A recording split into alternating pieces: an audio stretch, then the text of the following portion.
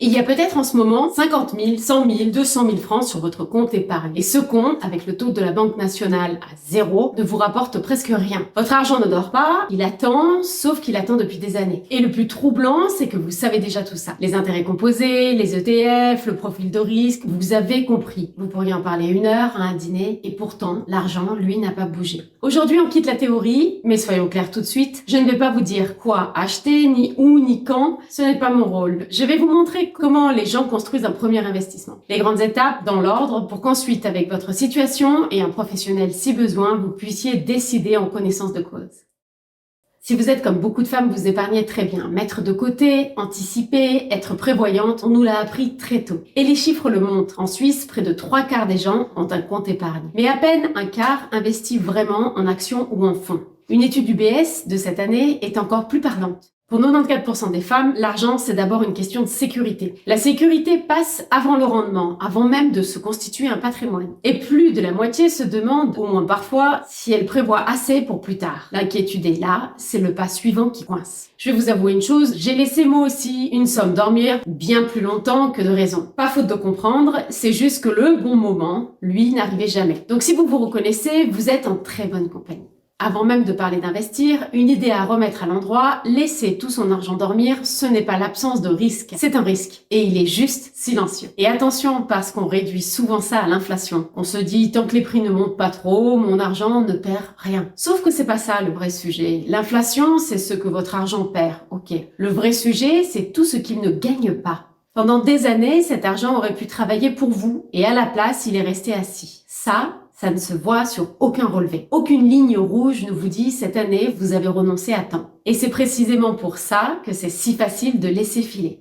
Un exemple purement illustratif, 100 000 francs sur un compte à presque 0, c'est encore à peu près dans 20 ans 100 000 francs. Le même montant investi dans un portefeuille diversifié à un rendement de marché long terme prudent aurait historiquement pu devenir sensiblement plus du double. La différence entre les deux, ce ne sont pas quelques francs rognés par les prix, c'est un deuxième capital qui n'a jamais existé. Un capital que vous n'avez pas perdu, non, vous ne l'avez simplement jamais laissé naître. Ce sont des ordres de grandeur, pas une promesse, les marchés montent et descendent. Mais sur une vie, ce capital fantôme, c'est parfois plusieurs années de retraite. Et ça change tout.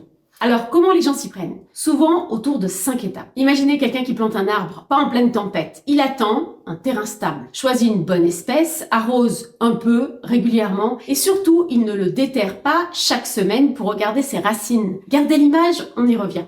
Première étape, le matelas. Avant d'investir le moindre franc, beaucoup gardent de côté l'équivalent de 3 à 6 mois de dépenses sur un compte accessible tout de suite. L'idée, ne jamais être obligé de vendre au pire moment si la voiture lâche ou si l'emploi s'arrête. C'est le terrain stable avant de planter.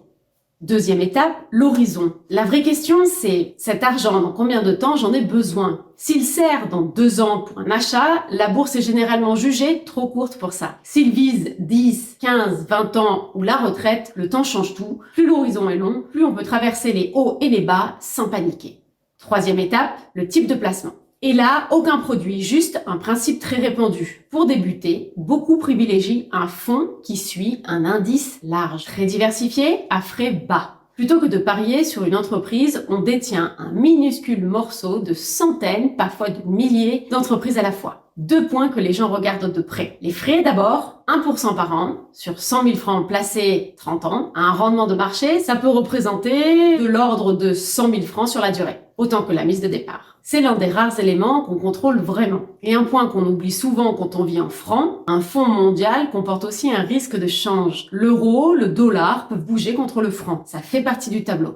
Quatrième étape, le rythme. C'est souvent ce qui enlève le plus de pression. Plutôt que de deviner le bon jour, que même les professionnels ne savent pas trouver de façon fiable, beaucoup mettent en place un versement régulier. Le même montant, le même jour, chaque mois. Et soyons honnêtes sur ce point, parce que on lit souvent l'inverse. Ce n'est pas que ce soit plus rentable. Tout placer d'un coup fait souvent jeu égal, parfois mieux. Ce que le versement régulier apporte, c'est autre chose. Il enlève la question, est-ce le bon moment? Qui est exactement celle qui paralyse. On arrose l'arbre un peu, tout le temps. Et attendez, parce que la 5e étape, c'est souvent la plus décisive, et celle dont on ne parle le moins. 5e étape, ne pas déterrer l'arbre. Une fois investi, le plus dur, c'est de ne rien faire. De ne pas regarder son portefeuille chaque jour, de ne pas tout vendre parce que ça a baissé un mardi. Ceux qui s'en sortent le moins bien ne sont pas toujours ceux qui ont mal choisi au départ. Ce sont souvent ceux qui ont vendu en panique au pire moment. L'arbre est planté, le reste, c'est de la patience et de la gestion de ses émotions. Pour rendre ça concret, 2 personnes à titre d'exemple. Sophie suit 5 étapes. Un matelas, un horizon long, un fonds diversifié à frais bas, un versement régulier et elle ne regarde son portefeuille que 2 fois par an. Marie attend le bon moment et laisse tout dormir en se disant « j'investirai quand j'aurai mieux compris ». 20 ans plus tard, dans ce scénario illustratif, le capital de Marie est quasi inchangé et il a perdu du pouvoir d'achat. Celui de Sophie, parti du même montant, a pu grossir nettement. La différence n'est pas une question de talent, l'une a planté son arbre, l'autre a gardé la graine dans un tiroir. Et ça change tout. Comment un capital grossit ainsi dans le temps? Je l'ai détaillé dans ma vidéo sur les intérêts composés. Le lien est juste ici. Une précision suisse importante. Pour beaucoup ici, il y a une première marche avant tout ça. Le 3e pilier, le 3A, avec son avantage fiscal, c'est un sujet à part entière, je lui consacre une vidéo complète. Vous pouvez voir le lien ci-dessous. Retenez juste qu'il existe et qu'il vient souvent en premier dans la réflexion. Et il y a un chiffre qui devrait nous arrêter une seconde. En Suisse, la rente du 2e pilier des femmes est en moyenne inférieure de 44% à celle des hommes. 44! Pas par manque de sérieux, souvent c'est même l'inverse. Mais à cause des temps partiels, des pauses pour la famille, une raison de plus de regarder ce que devient chaque franc qui dort. Et si vous hésitez sur votre tolérance au risque, j'ai consacré une vidéo entière à la façon de définir son profil. Le lien est dans la description. Les écueils que je vois revenir. Attendre le bon moment qui n'arrive jamais. Vouloir tout placer d'un coup, par impatience, au lieu d'étaler quand ça aide à passer à l'acte. Regarder ses comptes tous les jours et vendre à la première secousse. Autrement dit, déterrer l'arbre. Et le plus silencieux, choisir un produit à frais élevés sans même les avoir regardés. 1% par an, ça paraît minuscule. Sur une vie, ça pèse lourd.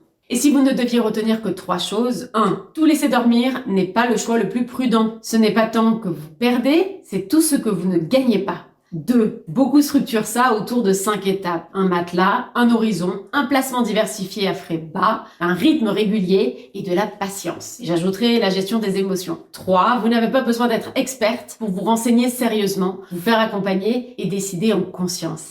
Vous savez ce qui est fou? Ce qui fait vraiment bouger les gens, ce n'est presque jamais une vidéo de plus, ni un livre de plus, c'est le jour où ils arrêtent d'attendre de tout maîtriser pour commencer à regarder les choses en face. Et ça change tout. Et vous, qu'est-ce qui vous a retenu jusqu'ici? Le manque de temps? La peur de mal choisir? Autre chose? Dites-le en commentaire, vous verrez, vous n'êtes pas seul.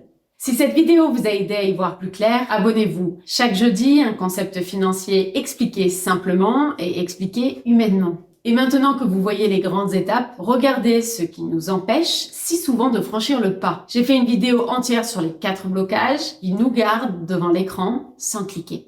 À très vite. Les opinions et points de vue que j'exprime dans cette vidéo sont les miens et ne constituent pas de conseils en investissement ou matière financière. Le contenu est fourni à titre informatif uniquement. Investir comporte des risques, y compris la perte potentielle du capital. Effectuez toujours vos propres recherches avant de prendre une décision d'investissement. Les performances passées ne garantissent pas les résultats futurs.